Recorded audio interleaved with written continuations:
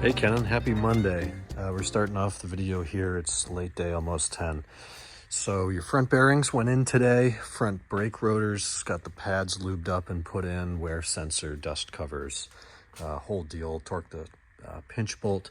Front left side had sagged down again where the strut was kind of under certain circumstances and loads meeting the ball joint nuts on the front control arms, both straight and curved.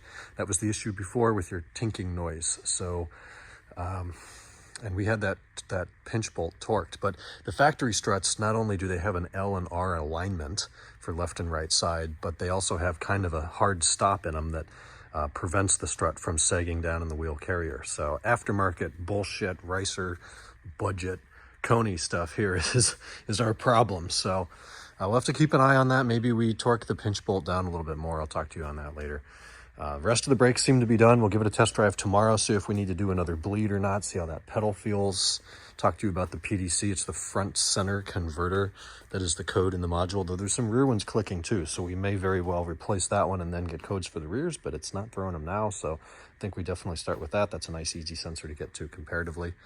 And we talked about ordering some backups as spares from the Hella brand. So we'll get on that, but you're almost done, and that's great news. At the end of the day, we threw Sterling up here and made some progress. Rear upper arms consisting of the Z8 guide links. The difference is they have a bearing in here as opposed to the pressed-in rubber fitting that our wishbones still have. So these no longer need to be torqued at right height. These will. I cleaned up the old brackets. They weren't broken. I see I've got to clip some wires in here. But otherwise, that's about ready to go, which is great news. So that's everything in the rear suspension, less the integral links, rear ball joints, and H or swing arms. So nice and fresh back there, obviously in dire need of an alignment. Up here, we've got progress. I thought I ordered the front bearings. I got all the way to in the end of the checkout screen until you hit the little, purchase button. And I must have had a brain fart because I didn't hit that button. And when you don't hit that button, you don't get the parts. Yes, I know the fender liner's trashed. I got to come up with an idea that's not $280 for that. I don't know why the front ones, well, I do. It's the M62's heat. Front ones are just literally chunks of it falling off like that. And the rear ones are fine, nice and pliable. Cleaned them up when I had them out to do the struts, and they look fine. So the heat just kills these cars. Anyways, bearings will be in tomorrow, which means we'll need to lower this back down off the pinch a little more, put the bearings in, torque those to spec. Then I do have new front curved arms. I got the nut off. I didn't have time to move the steering around to fish the bolt out and pull the rest of the arm off. Plus, with everything disconnected like this, you put your 22 on top of the ball joint, try to turn it, and just the whole thing moves. So we need a little bit more stability.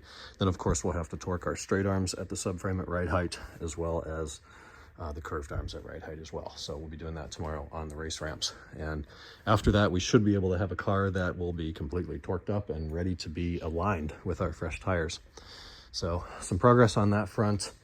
What the heck else did we do today? The morning, Sepang came back in for that cylinder number 2 throttle push rod. Plenum came off, put that in. He's back in business. That took a few hours. Well, they did that. I worked on my car. The blower motor came in. You see it's not inside. That's a good sign so far. It's out front. I'm taking it home.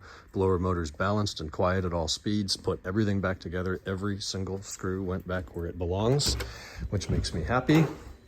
And I will be driving that home here in a few minutes. I'll report tonight. I am happy to announce that my blower motor is quiet. And that's big news because it took 3 separate motors to get one that worked. The first one was horribly imbalanced and probably just either however they balanced it, the pieces fell off, or looking at this one today that works, there's no like little metal barbs on there. It looks like they just cut pieces of it out to balance it instead. First one rattled like shit. Second one arrived broken. Third one delayed, then arrived and works fine. So I used that big plastic like grid box thing to just label every screw and nut and bolt. I know where they go, but I don't want the long screws to go where the short screws should go, and like the little things that you just can't possibly remember. So all back together, took about 2 hours today. No new rattles or anything.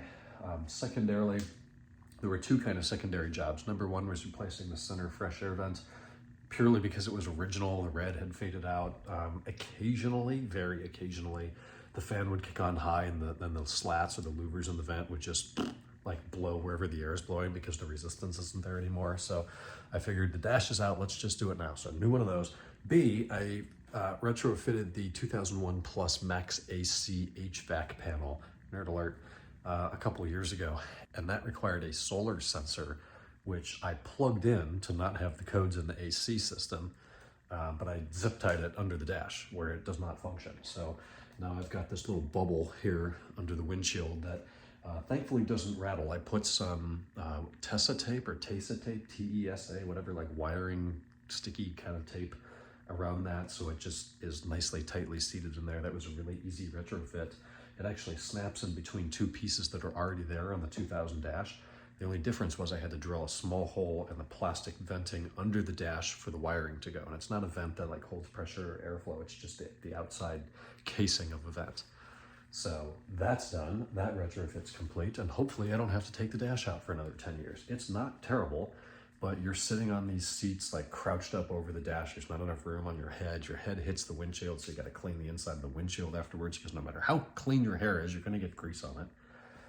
A lot of screws, a lot of Phillips 7 and 8 millimeter little brass and black painted fasteners. So, dunzo. Anyways, we'll keep tonight short. I watched some All in the Family. I made a pizza, had some grapefruit juice, and now I'm going to bed. Tomorrow's Tuesday. We're going to hit things hard, make some more progress, get the shop cleaned up hopefully a little bit, and then our guests come into town the following day, Wednesday.